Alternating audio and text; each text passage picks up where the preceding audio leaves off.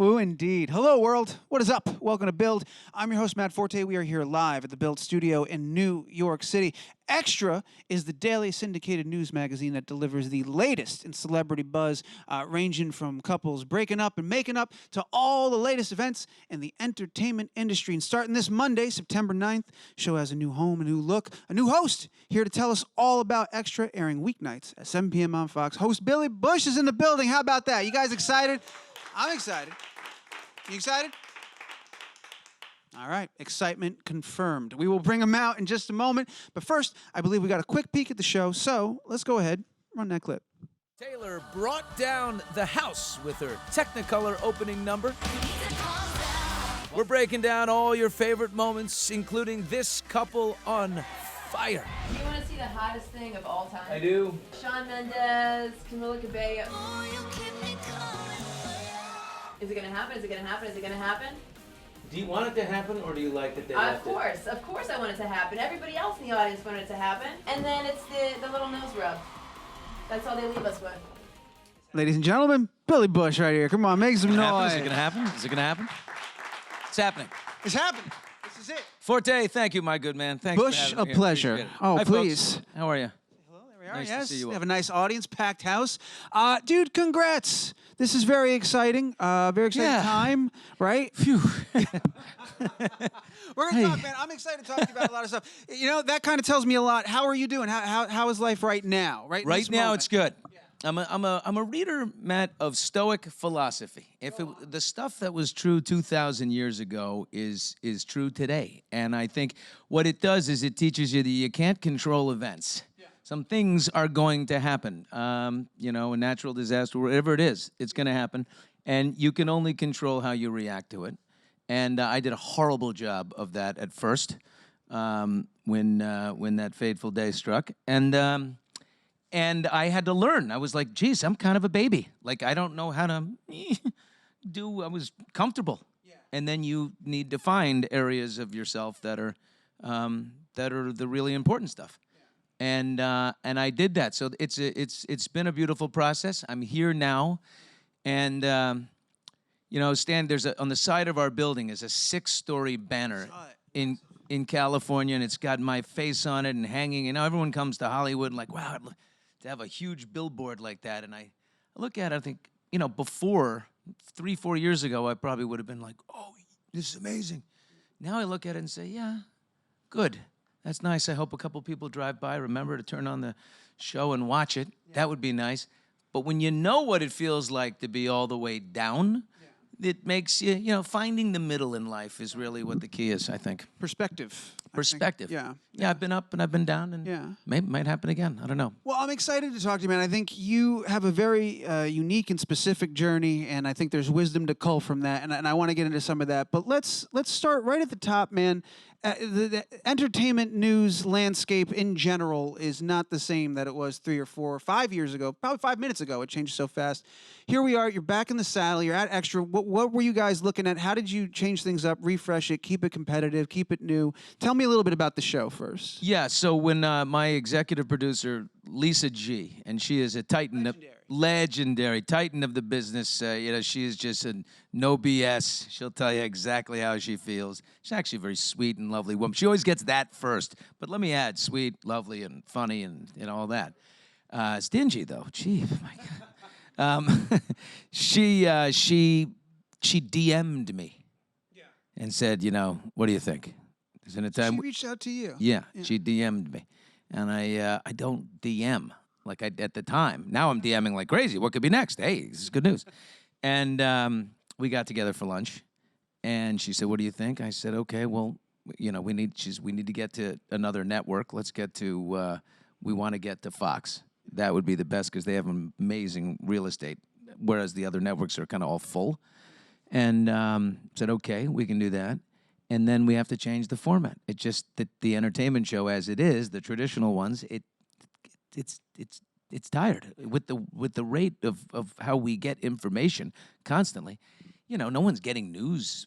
So you know, from me, it's 7 o'clock at night, but They may like the fact that I took the news that morning and throughout the day advanced that story, got to the actual source.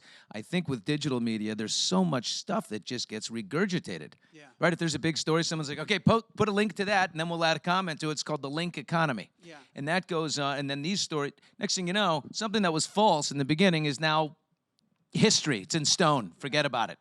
And so I'm interested in the truth. Especially because if it's something that's going to hurt somebody, I want to get in the way of that.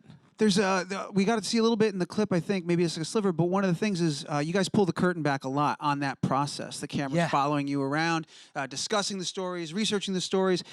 What's it been like working in that way with the cameras there, following you around for all of those parts of the process? The irony is not lost on me that there's a hot microphone on me for 5 hours. That could trouble anyone. But as soon as I walk out, we get into that morning meeting. I'm the managing editor of the show too, so we pick the rundown, called how you stack the show. What's going to go first? Like the other day, we had Brad Pitt arriving in Venice. Oh, he's so sexy. I mean, he's on a wooden boat and the hair is flowing. It just looks so. It's like an eye candy shot. I said, yeah, but it's not a story. Let's do that second. I like Cardi B interviewing Bernie Sanders. That was funny. I love that. And by the way, Cardi B, asked some of the best questions. If George Stephanopoulos, all respect to George, or some anchors sitting there talking about, minimum wage and why it needs to go up, and, yes, everybody has the jobs, or we've got lots of jobs in America, but people aren't making very much at them, Cardi B comes with cred on that issue. Yeah. And she's a woman who's worked 3 jobs, and so she's sitting there making Bernie work. It was... Now, and in a nail salon in Detroit, which makes it even better, with nails that are this long, that to me was the lead story. So we go through all that. There's a behind-the-scenes element. Yeah. So the process of working that story, and if I'm going after someone, let's say I get Chris Pratt on FaceTime because there's a story about something, and I want to hear it from Pratt because I don't think it's he'll clarify. If I get him on FaceTime, that's enough. I have a computer screen at my desk that is so big, it's like this thing sideways.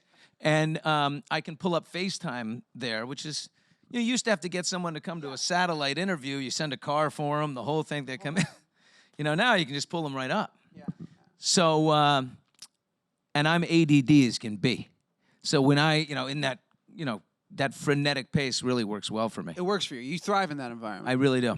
Talk about, we kind of touched on this a little bit. Lisa G, legend that she is. You guys, she gave you your start back in the day, right? You go back. I don't know if she gave you your start proper, but I know you go back a ways. You got a history there. Well, I started in radio. I mean, I was a radio broadcaster. Right out of college, I went to the Lakes region of New Hampshire, Lake Winnipesaukee, and it was an oldies radio station. I was a little guy with a gravelly voice. I mean, the guy, you're listening in the car, you'd think, probably a guy that grew up with that music. I'm 22, sitting there. But I sold radio ads by day, 3,000-watt station. I mean, it was nothing. So, that's where I began. And eventually, the first thing I went to more radio, made it to, D.C., which is like a top 10 market. And then Lisa G found me from a People magazine article about, and she offered me, hey, do you want to try something like on television? And she was thinking, oh, the guy's name is Bush. George Bush is coming into office. We got to, give me that handsome young George Jr. Yeah. And she got me instead. But she grabbed me, and I didn't realize that that's what was going on. So when it aired, the piece that I did for her aired, I was all excited. And she's like, and little Bush's nephew. I'm like, first of all, I'm not a nephew. And my name is Billy. So we had a fight. I said, I'm not doing this for you. My name is Billy. You got to introduce me by my name. I'm doing that. You like the work? If you like the work.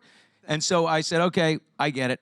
And I went back to the farm leagues and got myself into local television and then, made my way back. Now, had you guys worked since that blow up, or was this? No, then I went into Access Hollywood correspondent, for NBC, and I was at NBC for 15 years. Yeah. Because I was wondering, like, when you were, a lot of people are so, like, you go on your social media, Billy's back, we're excited Billy's back, and it's a big decision, when you're making the decision what to do next, how to come back, how to kick this off. And I wonder if, like, working with Lisa, there's a comfort there, there's a trust there, if that was important to you in choosing, like, what you were going to do to kind of get back into it. Was Lisa part of that? Oh, I want to work with Lisa again. Yeah. The most important relationship you can have as a host of a television show is with your executive producer. It's a 1-2 act. You have to be close. And the one from Access Hollywood for 15 years, we were very, very close for a long period of time. And she, is that no nonsense kind of very, very tough. Which you kind of She could make me cry. I mean, break me down. But was that you were looking for that? I would assume. Absolutely. Right? You need that in this scenario because at some point you're going to have to address the tapes and all that nonsense. It's like, and what better person to be partnered with than someone like Lisa, right? And by the way, like addressing tapes, and if it's the tape, I'm fine. Yeah. I've gone through. In fact, let me be totally straight. This week, have at it. Any question you want. As soon as I go on the air next Monday night, never again. That's it. And if that's what I'm just going to politely say, if it's on your agenda, I'm just not going to participate if it's okay. But this week, of course, you call it the comeback. They call it the whatever you want to call it. You can give it any name you want to call it, but you're obviously coming from something, and it's that. Did it take you time to find that piece, or was it by setting that deadline of like, you know what, I know everybody's going to have questions. Let me give them the opportunity to ask them. But I'm also an interviewer. Like, and like, there's nothing worse than like, oh, the one big thing I can't talk about. Huh. Okay, Bill. Do you, do you have any designers you like lately that you're wearing? So, you got to give. And also, everybody's going to go through something. Yeah. The details of what I went through are very particular. They're unique. It's a unicorn. There's nothing like it before. There won't be anything like it again. It's just one of those things. And, but someone's going to go through something. Someone sitting here in this front row, I don't know, it's a natural disaster, home, whatever, relative, something. So, you just talk about it. That was one of the things, the way you described, you went through something, and I look at that experience, and you described it, you had an op-ed in 2017, you called it an odyssey, the likes of which you hope to never have to experience again. And I wonder, 3 years somewhat removed, is there anything that you can pull from that experience, anything positive, anything that you can take from it that you can look at and you learn from, or that you carry with you that isn't such a dark cloud, even though it was the darkest time? Yeah. Sure, great question. You try not to have the pendulum. Let the pendulum in your life swing so hard. One of the tenets of Stoic philosophy is don't ride the highs too high or the lows too low. Now, when I'm talking about that billboard hanging on the side of the building, yeah, okay, that's wonderful. It's great. I hope it works, but it doesn't pump my ego. It might have back in the day. It doesn't. And I'll never be as low as that again. I was an ill-equipped, sheltered baby, who couldn't handle this and realized it's going to pass. Everyone else has something too. And you just learn that. Every self-help book is written by someone who's been through something. They don't write it at the outset, right? Yeah. You can't. So I'm not the wise old sage I was until now, Yeah, you have to until you've been through. And now, you got to look out for other people. And in my reporting and how I work and in my interviewing, I'm informed that way. Well, that was one of the other things, too, is I wonder what all that experience does to your process as an interviewer, the questions you ask, the way you go about it, how you prepare, and how that's changed versus prior to that, earlier in your career, and how you prepare for an interview. Well, now. Here's something interesting. I watch the latest outrage, the latest faux outrage, the latest shaming, whatever it is that, here, oh, gosh, the internet has found someone else, and now here they go. And they're going to just lambaste this person. And I worry immediately about that person's psychological and emotional health. First, it's the first thing I think of. There was a weatherman, and this is many outrages ago, so people might not, but there was a weatherman in Rochester, and they called him for something that clearly he didn't do. It just felt like one of those things that there's guys that had a wonderful career, never made a mistake in his life. All of a sudden, they said he spit out the wrong word.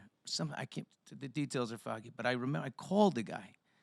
It was an old friend of mine. He was on the Today Show talking about his thing, and I have old friends there. And the producer, I said, give me that guy's number. I need that guy's number. And I called him. I said, hey, it's Billy Bush calling you. And he's like, what? Like the Billy Bush? I said, yeah. How are you doing? And he's like, oh, man. And, he just comes apart. And he's there with his wife and his kids, and I'm just thinking, hang in there, fella, and I get it. Don't worry. And I don't know what the update is. I should probably, reach back in. Do you talk about the difficulty, the mental anguish that you go through in that scenario? And forgive me if I'm bringing you back to a dark time, but I thought I saw. I appreciate the candor. This week. This is it. This is the week. But I think it was in Colbert that I saw you were talking about the day of his inauguration was the day you were checking into a retreat to kind of do some soul searching. The irony. And it's just, the irony. I'd be pissed, man. I don't know. I just look at that and it's like, I was pissed. Yeah, exactly. Like how did you navigate whatever you were feeling in that moment? Here's this dude waltzing into the Oval Oval rage, Office. Matt? There was rage. Give me the rage, Billy. There was rage. There was betrayal. There was...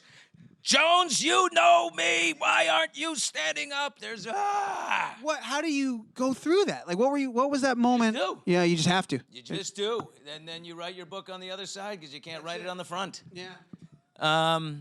But then, I went to that retreat. Yes, it was his first day in the Oval Office, and hi, I'm William Bush.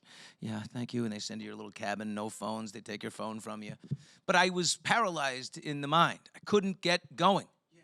So my brother helped me, and I just need like the paddles of life.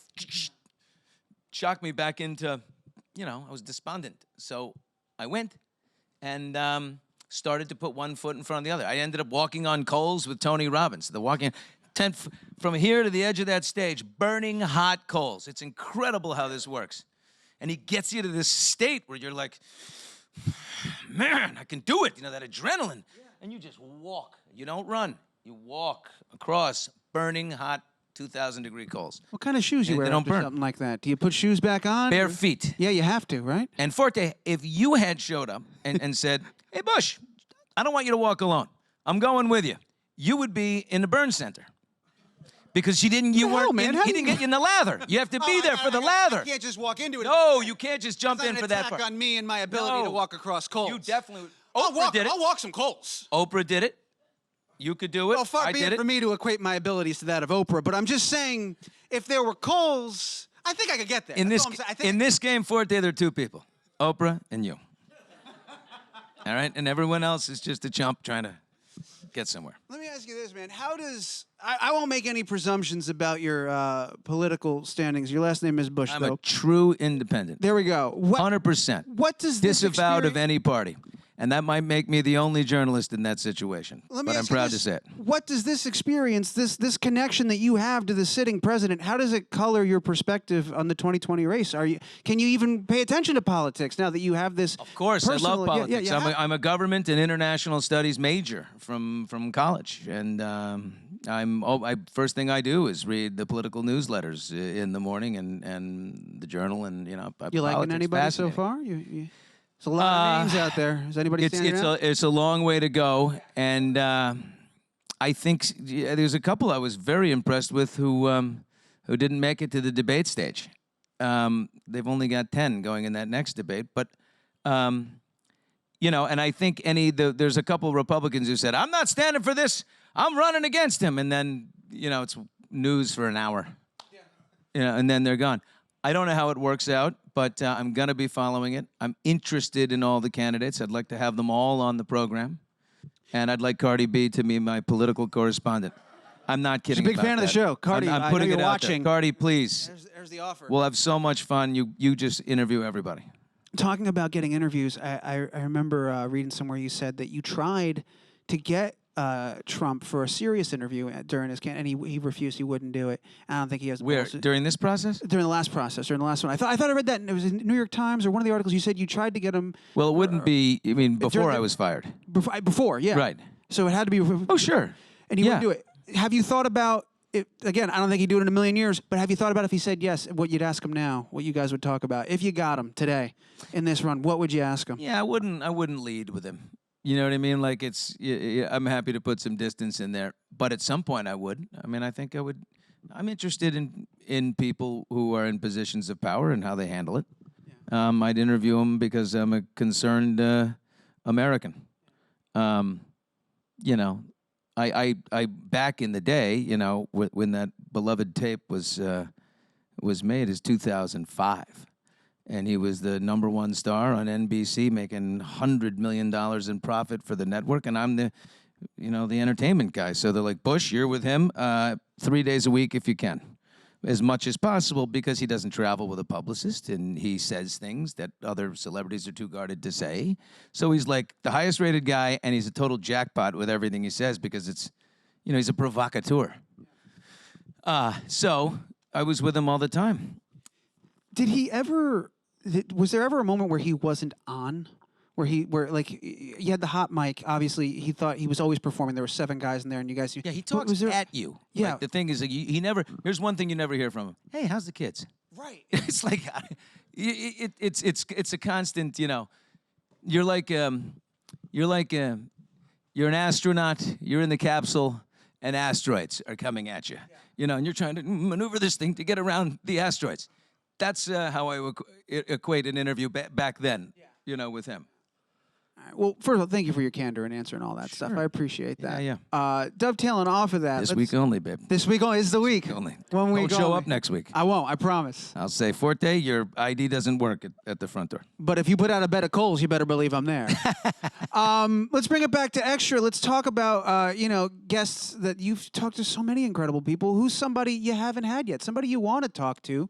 Somebody who's your white whale? Who has evaded you this far? I don't know. I'm interested in the candidates right now because this is a very important year. But I'll be doing my best on all of them. My kids really kind of take me through music, So I'm a Post Malone fan now and all this stuff. I got 18, 21-year-old daughters, and they just have Noah Cyrus. Who knew that Miley's sister is so good? Man, she's amazing on her own. So some of those people, I think, who are influencing music today, and I love the classics. I love the Tom Hanks of the world. There's a reason why he's the biggest star in the world. He's just a gentleman, Tom Hanks, all the Toms. Tom Cruise. Tom Cruise is a wonderful giver. Good pack of Tom. I did that interview. I did the first interview with Tom, also 2005. That didn't turn out so well for Tom in that case, but he, How do you get ready for a big interview like that? What kind of research do you do going in? Now I'm asking a selfish question as an interviewer. I want to know what you do. Here's the thing.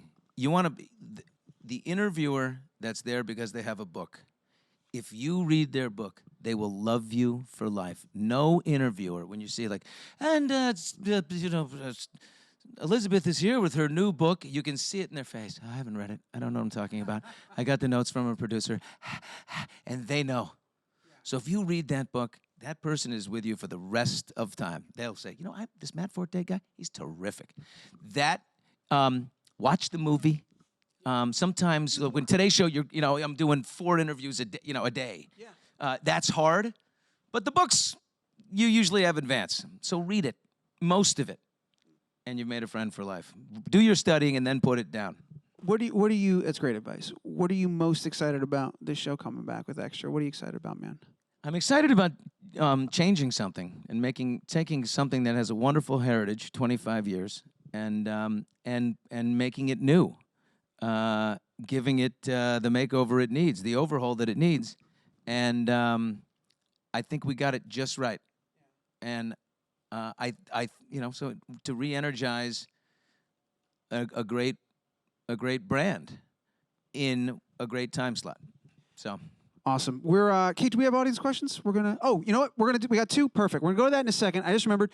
I wanted to ask you this. This might be random, but I just saw Apple TV Plus. They've got that amazing. The morning show. The morning show. Can't wait. You can't wait. I was gonna ask, are you excited Can't about wait. that, or does it take you back? Yeah, a little PTSD, but a little bit. A little bit, sure. But I definitely I play the that's supposed to be so and so, and that character's definitely so and so with hints of so and so. Like Jennifer Aniston seems to be the Katie Couric, character. Like, okay. And the Carell seems to be the Lauer. I don't know. But then you've got the Reese Witherspoon character. Very interesting. Who could that be that's coming in and wanting to change things? And anyone who comes in and wants to change things, oftentimes your days are numbered. You've had experience with that. was curious. I didn't know if it was like if you'd be too close to it because you've been in the belly of the beast. So I'm excited to hear that you're excited, man. You'll be watching along with us and seeing how. No, I love the business too. So anything like that. I mean, even the ales things and the those projects. When I like to see what people did, with the project. Thanks, man. All right, Kate, we got questions, right? Let's make time for it. I got microphones in the room. First question, where you at? Right here. Go for it. Yeah. So how do you go from aide to campaign manager? Like, how do you get into politics? That's my. How do you get into politics? as far as it goes with my show? I mean, or are you thinking of running for office? Yeah, that. You want to run for office? I don't want to say it in the. This is all being broadcasted, right? I don't. Can you answer my question? How do you get into politics?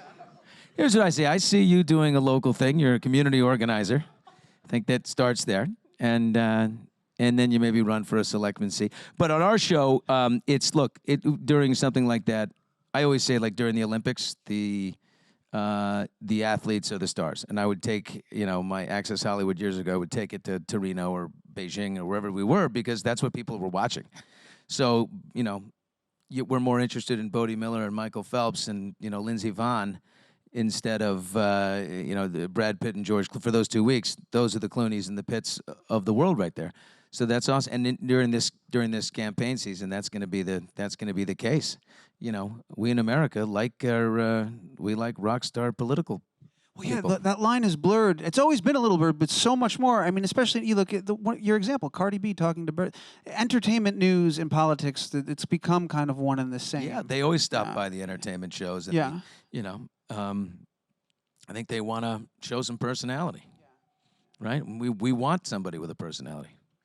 You crushed that. Don't be nervous that it was live. That was fantastic. Thank you. You're amazing. We got another question. Kate, last one. Last one. I believe it's you with the microphone. One fit in front of me. Hi, Billy. What's your go-to karaoke song? Oh, my God. It could be Islands in the Stream. That is what we are. I need a good duet for that, but... I'm already walking on coals for you, Billy. How much do you want from me out of this interview? Now we're singing? Now?